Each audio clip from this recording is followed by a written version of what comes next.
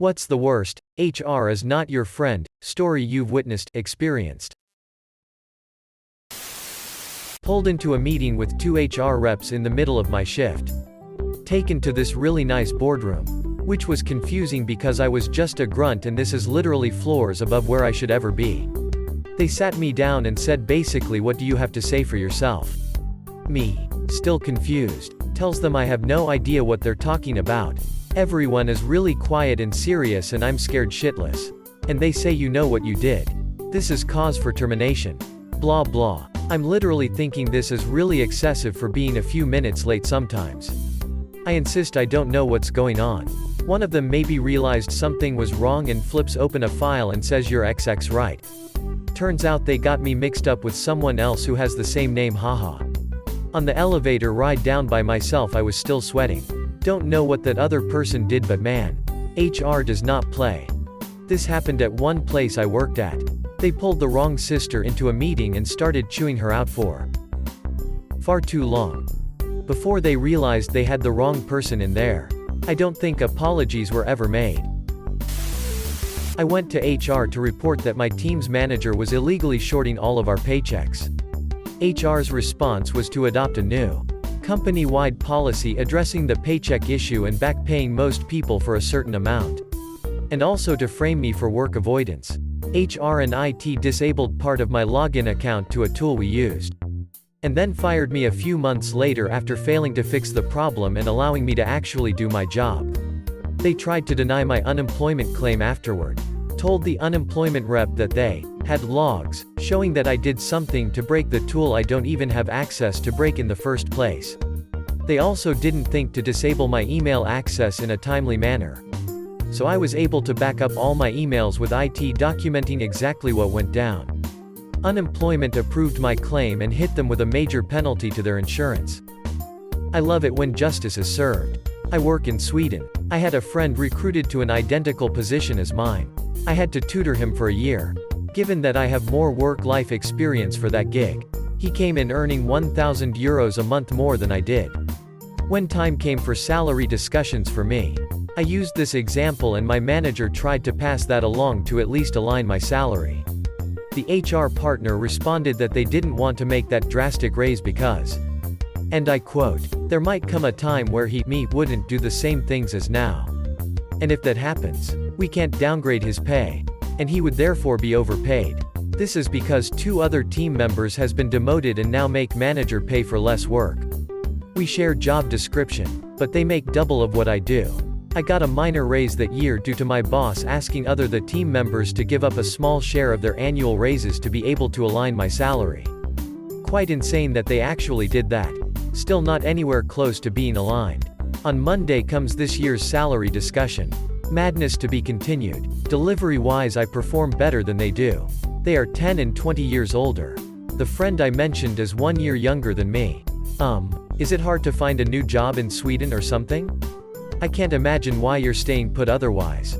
I immediately started to apply for new jobs when that happened. Then second pregnancy came along as well, did COVID. So I didn't wanna jeopardize anything. My position is really safe and I have good work-life balance. My wife works a lot too, so I kind of have needed to be eligible for the family needs. So it's a bit of a mix that has me staying put. Can't say motivation is high at work though, smiley face. Another fun part in this is that my manager promised me XSEK annual raise to try and align over time. And he has promised me that. So I can complete garbage at work for 3 years and still get an already agreed raise. HR ordered me to downgrade my 3 excellent employee reviews to satisfactory because management didn't recognize their names. I got written up for telling my employees this. HR denied that they told me anything, even though I had the emails from them documenting it.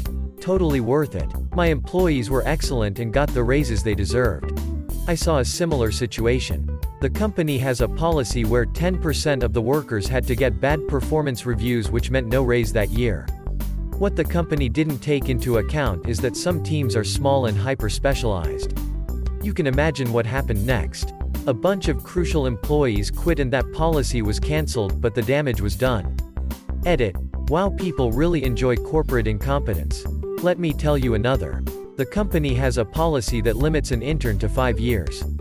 I started there somewhere during my bachelor's and now near the end of my master's. It took over 5 years, so now they are letting me go. My boss doesn't want to let me go and his boss doesn't want to let me go. But you can't argue with corporate. I fight this every year.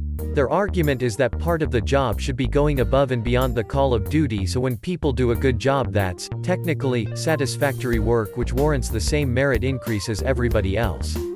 When I ask what the metrics are for exemplary work, they straight up told me that executive leadership isn't allowing any exemplary ratings this year and that generally nobody should be able to get an exemplary rating.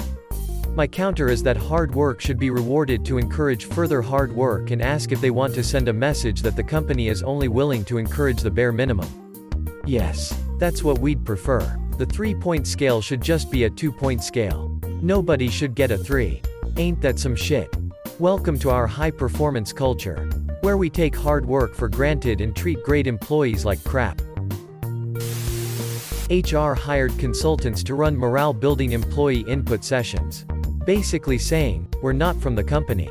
You can tell us all the things you don't like about working here and would like to see changed, and we'll put it all into a report for management. Don't worry. Everything is anonymous. We just need material for our report and you guys get to have your say in improving things around here. Turns out HR and the consultants recorded all the sessions and played the highlights for management. People were disciplined for criticizing the company or their immediate superiors, and any shred of faith or trust in management that the employees may have had was instantly incinerated. Managers now complain that they don't know what's going on in their teams because nobody tells them anything. I wonder why. Reminds me my last company. Ours sent out anonymous survey in doc file by email, and we should have replied back with filled blanks. We figured out it's not really anonymous, as who sent it would literally be written in from. So we filled the forms on the same machine and sent all them in single email. And HR was like, wait, you can't do that. By anonymous I meant I will not tell boss and just aggregate data for them. Can't say it inspired lots of trust. I used to conduct the annual survey for IT for a medium-sized company. I could have identified the individuals. That's how you are able to do the reminders.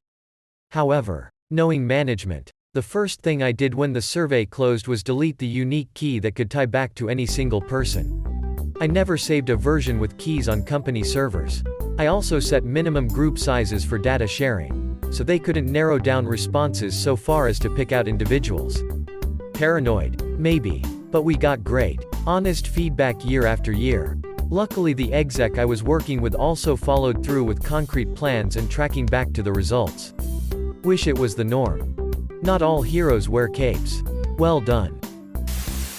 The HR payroll manager at a small hospital I worked at had a bad habit of not paying out the sign-on bonus that was paid out incrementally in 3 payments through the course of a year, and sign-on bonuses for picking up extra shifts.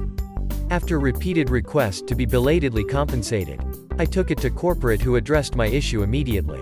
A couple weeks later I was terminated on what amounted to a technicality where I forget my badge one shift and my relief was late to take over sitting with a patient, causing me to receive more points against me than if I had called out for that shift. When I was called in to receive my notification, the director of nursing was shocked, but ultimately not much she could do. Wage theft is the single largest type of theft, in terms of sheer dollar value, year after year. Overall I've been able to get along with HR departments with one exception. I was working a help desk job for a company during college and the head of HR called in for help. He was making an Excel spreadsheet and couldn't figure out how to make a formula do what he wanted. I offered to come take a look as we were in the same building, and he told me I couldn't because the spreadsheet was full of confidential information.